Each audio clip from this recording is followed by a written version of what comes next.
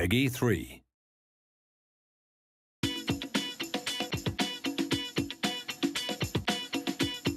This first video I'm going to show you about vision is our attempt to replicate a Fabregas pass that happened against Barcelona this year.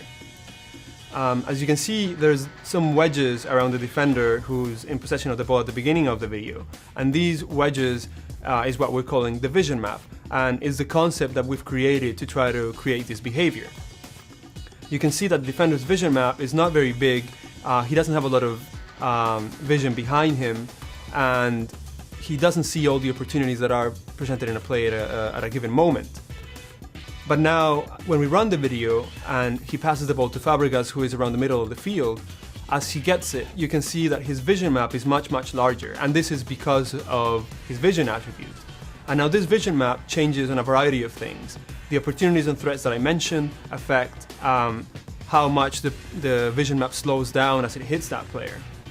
The vision attribute also affects how big the vision map is in general, in terms of the angle that he can see, in terms of how much he remembers after seeing an opportunity, and all these different things that create a very, very sophisticated system to really replicate the behavior of players like Fabregas and Xavi.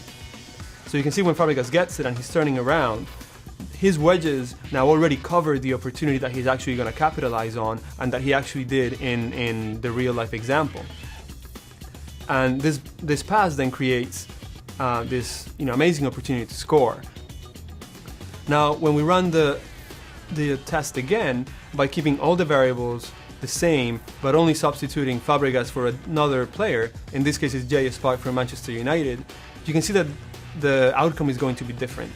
The first defender is the same, his wedges are the same, he passes it to Park, and you can see that Park's vision map is much larger than the defender, but it's not quite as big as and encompassing as Fabregas.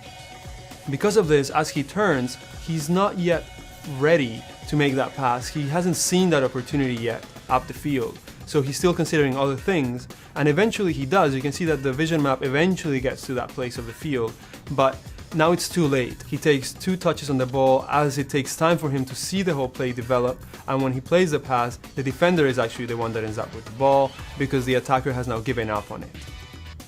And as you can see, it's a subtle difference, but it makes a world of difference when it comes to the outcome of a play, and that's what we're going to have in this year's game.